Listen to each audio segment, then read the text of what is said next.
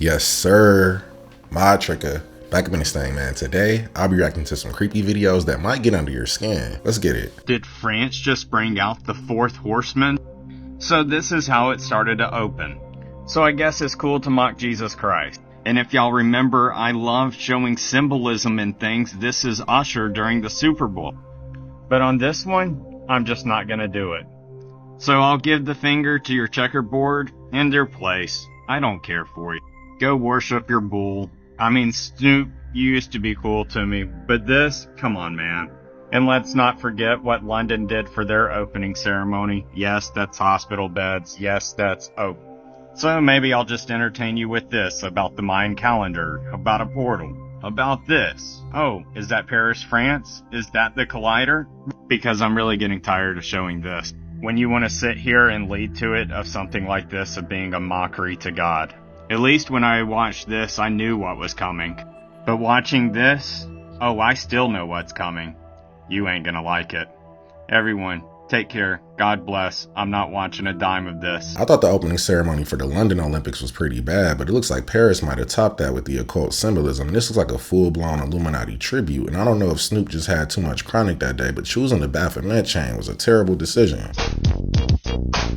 Have you looked into the wildfires recently? With everyone distracted by the political climate, of course the government took it as an opportunity to possibly have another MK Ultra victim. Let's look into this. The largest wildfire this year has been burning for less than 2 days, but has already destroyed over 125,000 acres. As of 6 p.m. local time on Thursday, this fire was only 3% contained. How did this fire start? A California man has been charged with arson. Bystanders caught the man pushing a flaming car into a gully before it dropped into an embankment and burned. What was in the car? What was in the car? Mr. Ronnie Stout, 42, is being held with no bail after he started the fire just before 3 p.m. Witnesses saw this man pushing this flaming car down a 60-foot embankment. What was in the car? The male then was seen calmly leaving the area, just casually walking away after he pushed a flaming car down a 60-foot mountain. What was in the car? Turns out it was his mother's car. Has anyone checked on Mr. Stout's mother? Is she okay? But again, what was in the car? But I just find it really odd that he was just so nonchalant about starting the state's largest wildfire this year. I came across this story researching the Alberta wildfires, which I will be talking about as well. But as always, I look forward to hearing your thoughts about all this down below. Do you think this guy was a victim of MK Ultra, or do you think he was just a 42-year-old having a midlife crisis? Let me know. Unless he was trying to get back at his mom for something or pull an insurance scam, we really can't rule out MK Ultra, because when most people go through a midlife crisis, they just end up buying a sports car and changing their hairstyle, not driving a car off a cliff to set a massive wildfire. He must have been watching Thelma and Louise before this. Oh my god, I'm kind of scared.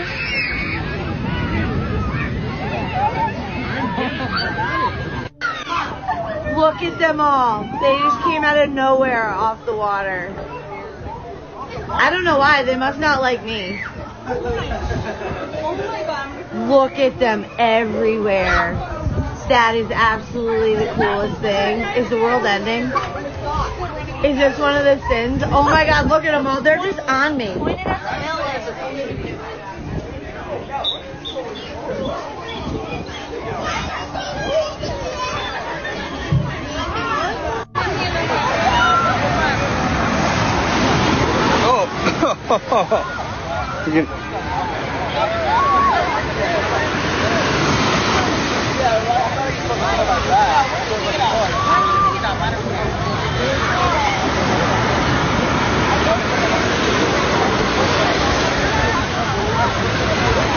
I'll take a swarm of dragonflies because they eat mosquitoes. If it was a swarm of locusts, then we would be in trouble. Janet Airlines. It's an airline you'll never be able to fly on, no matter how much money you have. A fleet of unmarked jets that travel to one of the most mysterious and talked about places on the planet, deep in the Nevada desert, Area 51. Have you ever heard of Janet? I've gone deep in the airline and alien conspiracy theory realm, so I do know of Janet. And last time I was in Las Vegas, and I was at a cocktail party that was overlooking the airport. I obsessively stared at the airport runway looking for Janet. You probably weren't the only one. Well, if you live under a rock, Area 51 is a highly classified United States Air Force facility hidden in the Nevada desert. It's tied to tales of UFO connections and the testing of alien technology. I just learned this, but Area 51 is officially known as Homey Airport. Janet has to have employees, right? It takes a lot of people to run an airline, from the mechanics to the check-in staff. Interesting enough, the pilots are barred from ever discussing anything about their job ever, even after retirement. Like, it is cool that we don't know who has the highest clearance. Like, obviously, as just little plebeian Americans, we're like, the president has top secret clearance. But I bet if they tried to get into like a lot of military facilities that are top secret, they'd be like, get out of here. If Janet Airlines is top secret and they fly in and out of Area 51, then they probably shouldn't have a terminal at the Las Vegas International Airport, because I can assume that it's pretty easy to spot who's getting on and off those planes. All you need is a pair of binoculars. So recently, I made a video of me and my friends sneaking into Bohemian Grove. Found this China-like town.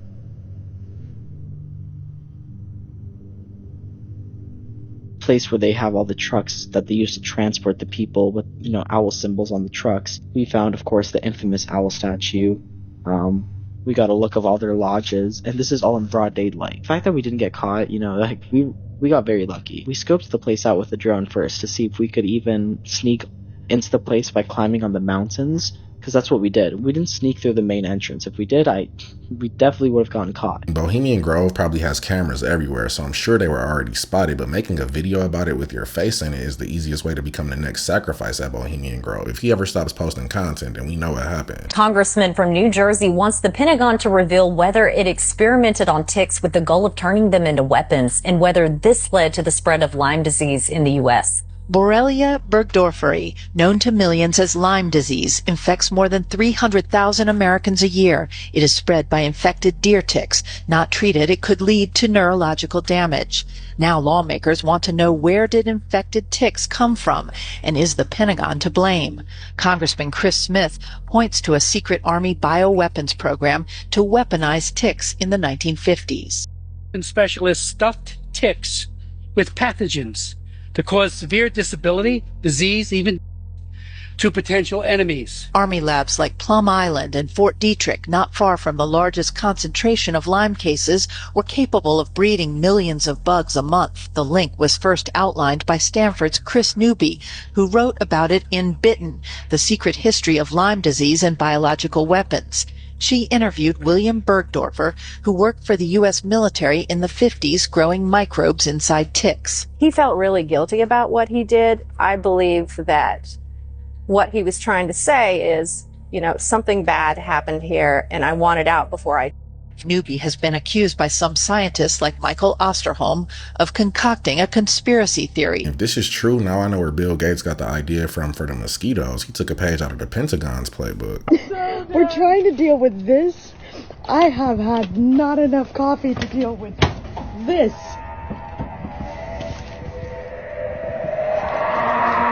Honestly, this is coming from the dream.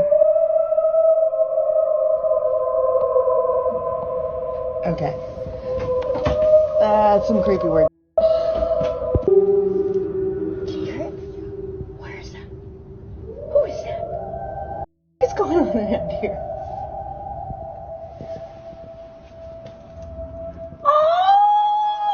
When my biz partner decides to join the siren call. Obnoxious as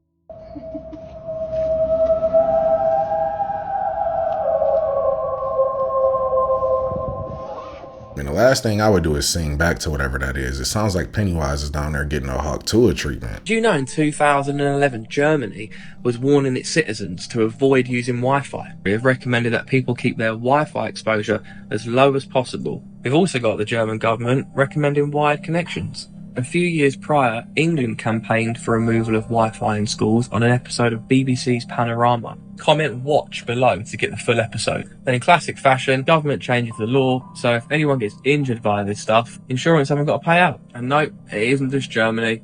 It's also good old England. They don't want us knowing about it. I tell you who do know about it. Russia. Russia have banned Wi-Fi in schools. And who else has banned their school Wi-Fi? The French.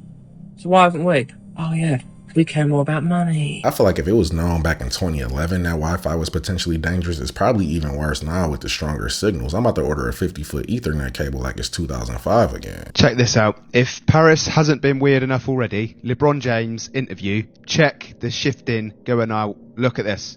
Watch this. Look at his eyes, people. That is got to be the weirdest thing so far that I have seen from the Paris Olympics, along with a lot of weird stuff. But look at the shapeshifting. Don't want to say it out loud because I don't know what will happen. But this is for entertainment purposes only, people. So do your own research. It's not verified, but look at the eyes.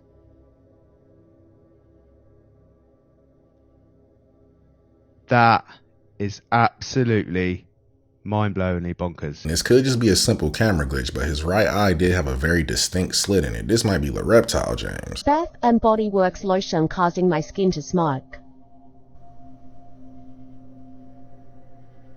Here you go. See it. Do we say it to the camera?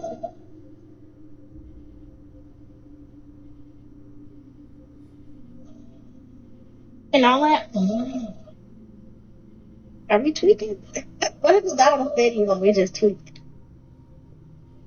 And there could be a chemical in it that's mixing with something on her skin, causing it to react like this, but I'm good on the Bath and Body Works. Lotion is supposed to moisturize your skin, not cook it and turn you extra crispy. Who wants to get a Slurpee in the same building where the Ouija board got its name? Located in Baltimore, Maryland, this building, which is now the current 7-Eleven, used to be a townhouse. And on one April night, 1890, the Ouija board was born. Now, according to the story, one night inside the building where the 7-Eleven currently sits, a group of individuals, including psychic medium Helen Peters, assembled to use the then nameless talking board. Now, during the session, when the question was asked, what should the board be called, it spelled out O-U-I-J-A. And when later asked, what does this word mean, all it said was, good luck. To make this even weirder, after all this happened, Helen took off her necklace and opened it up. Inside was a picture of a woman with the word Ouija. Right after that event, the name Ouija board was born. Now, inside the 7-Eleven, there actually is a plaque talking about this very event and the naming of the Ouija board that happened in this building. So walk inside, grab a drink, and visit the plaque. But when you leave, make sure you say goodbye. If I'm ever in Baltimore, I'm making sure to avoid this 7-Eleven. I don't know how I feel about haunted Slurpees and taquitos. Yo, check this out. You hear that? That's static electricity when I reach my hand out over the edge.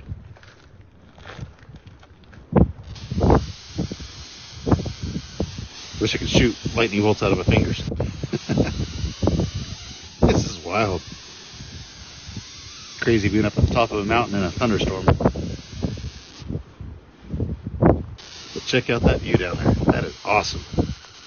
Absolutely beautiful out here. And the rain is kind of going sideways and up. Look at the hammer. Ooh, man, that just shocked me. Ouch. Probably not safe to be up here, but here we are. I paid $20 to get in. I'm gonna get my money's worth. Look at the hair on my arm, standing up.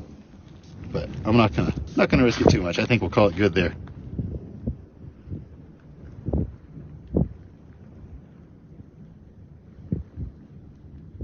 He's lucky that was just a small shock, because normally when there's static electricity in the air like that, lightning is soon to follow. He would have really got his money's worth. Do you still not know what the Olympic torch really represents? Well, if you don't, you should stick around, because I think I'm going to make it abundantly clear.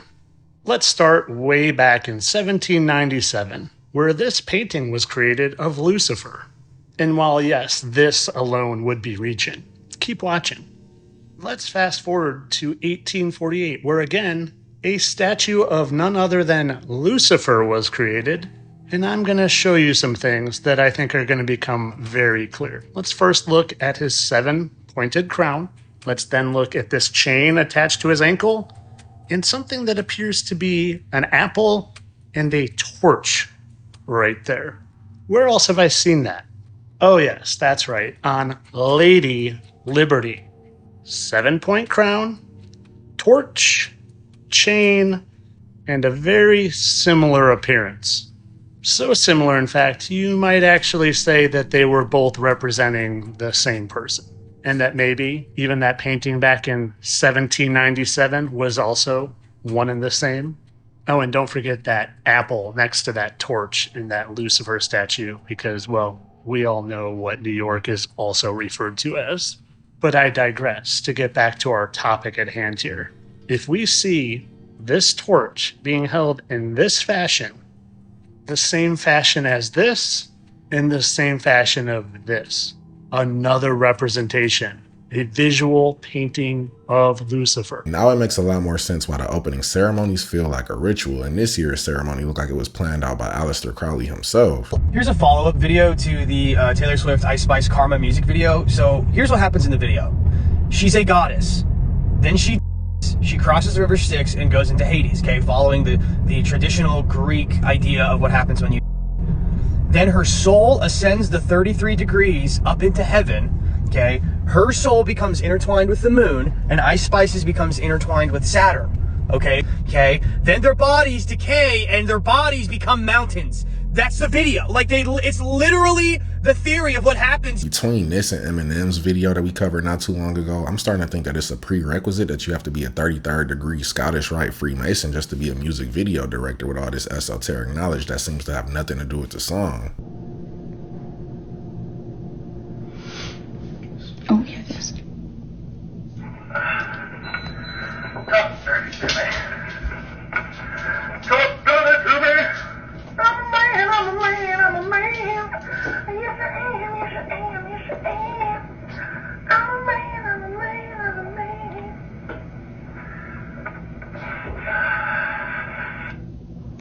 Either the microwave is picking up radio waves or it got hacked somehow, but my soul would leave my body if this happened to me at 3 a.m. while I was trying to heat up leftovers. He came down here. We went to the beach and he summoned these orbs from the beach. I watched this come out of the ocean. Wow.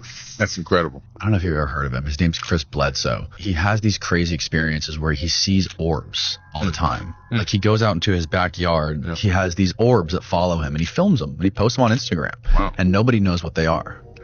He believes it's spiritual. He believes they're angels. The craziest thing about it is that there's all these people from NASA, CIA, and the Pentagon that started showing up at his house and talking to him and interviewing him. One guy, his name was Hal Povenmire, showed up at his house one day and said, "Hey, is Chris Bledsoe home? I just wanted to hope to talk to him for a little bit." And his son answered the door and sat there and interviewed him and his family for hours and kept coming back over like a couple times a year to ask him questions. And he was trying to confirm if the guy's story was full or not. Started interviewing people around him, family members, friends, other people who claim to be witnesses of his event. Long story short, this guy becomes like close friends to the family.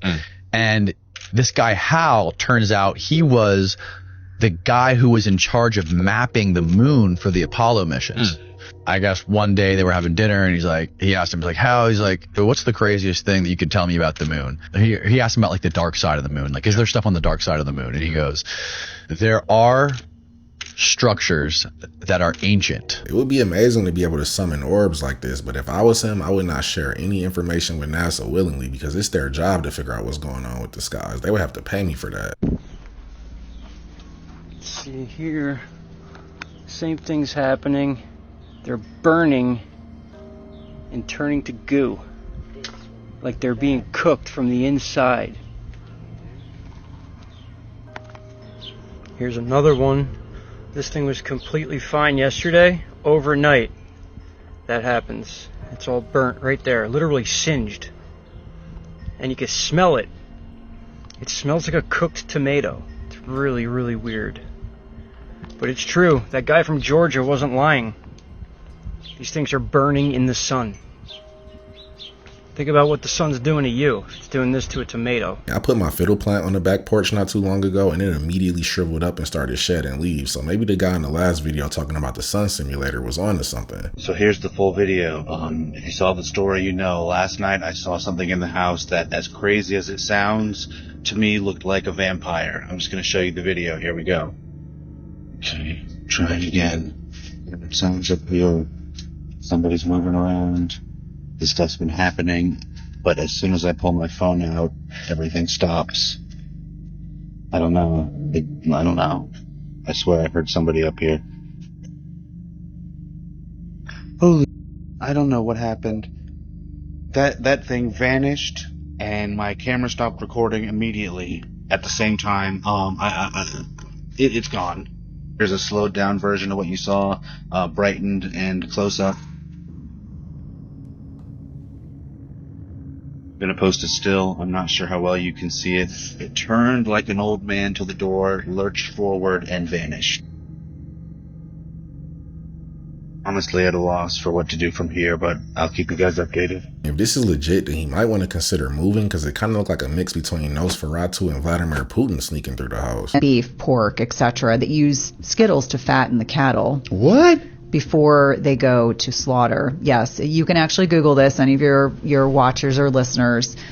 There was a truck carrying an overwhelming amount of Skittles that actually got into an accident. So the Skittles were all over the highway. And when they asked where he was taking this voluminous amount of Skittles, they identified it was going to a feedlot. And so understanding that not just grains, but also candy, things that are discarded by the processed food industry, are designed to fatten the exact animals that we are purchasing in many instances in our grocery stores that we are then consuming. This is why it's so difficult to stay healthy these days, because even if you don't eat candy, the meat is still full of high fructose corn syrup. They might as well start watering their crops with Sprite. Of something that will take the mainstream history that we have been force-fed since day one and rip it right in half. So here we go. The photo description states that in the summer of 1903, construction continues inside the entrance to the Palace of Machinery for the Louisiana Purchase Exposition, the 1904 World's Fair. The date of this photo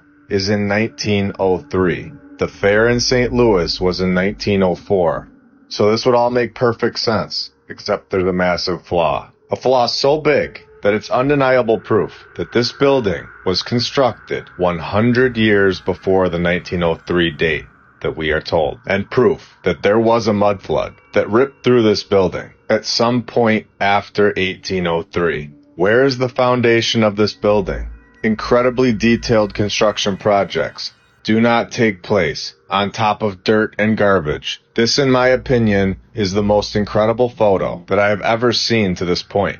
A lie right in our faces, saying that this was being built in 1903, when we have multiple dates of 1803 time-stamped right on the building. Multiple times. Not only that, but you can see that the mud flood damaged the bottom of this building here. The mud came after the construction, not before. And I want to make that point very clear.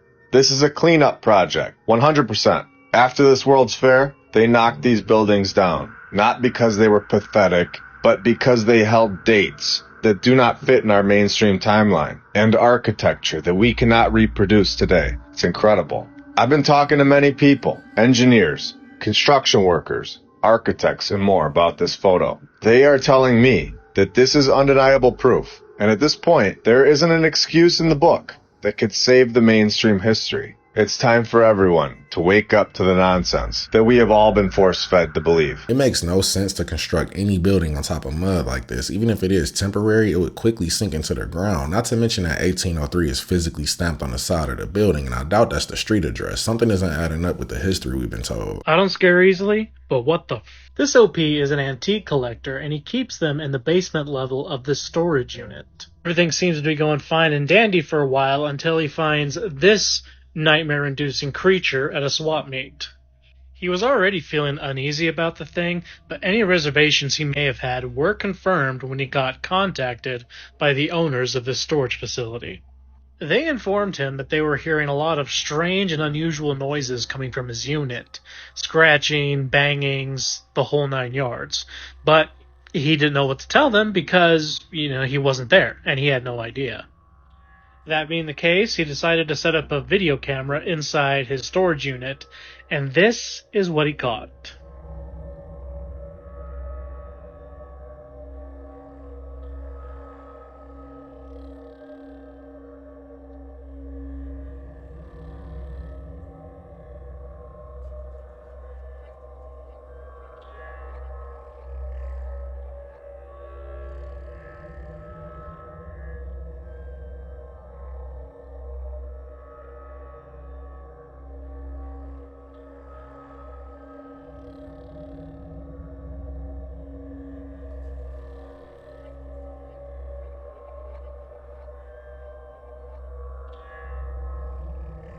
If anybody out there is a haunted dog collector, can you please confirm if this is even possible? Because it's giving Chucky doll energy. If we go back into antiquity, we will see that there were certain families that were deified as gods, like Pharaoh, Alexander the Great.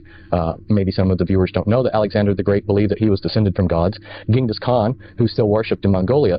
These powerful families believed they were gods, and they controlled through their priesthoods in these mystery religions the people that were subservient to them. They never wanted to relinquish power. They networked together, and over history, you can never find any point in history where they gave up their power. What they did is they did a lot of sleight of hands and went underground or behind the scenes and let other people become frontmen, but they've still stayed in power. They themselves decided that they would have 13 families, or really maybe a more descriptive word would be tribes. And it's my understanding that the reason why they chose the number 13, besides its magical implications, is also it's in mockery of what God had done, because, as you know, there were 12 tribes, and then Ephraim and Manasseh were added, which were split off of the tribe of Joseph, which gave you 13 tribes of Israel. And so in mockery of that, then they have chosen 13 satanic bloodlines. These families, since antiquity, have believed that they were gods, and of course they have been worshipped in many periods as gods. They refer to us as ants or cattle, and they basically have the idea that they were born to be gods and rule us, and we were born to serve them. This is probably why they work so hard to keep us all divided, because if 8 billion of us came together against these 13 little families, they would cease to exist. Tell me why I just got out my car. Look, you can see, look, I just got out the car. I turned, and this is what I see. Oh. What? No, what the Whoever owns this car might have came up with the most effective anti-theft system ever. I don't know anybody dumb enough to break into a car with 4 Papa Legbas in it. But that was the video, guys. Don't forget to sub up, hit that notification bell, and I'll catch you in the next one.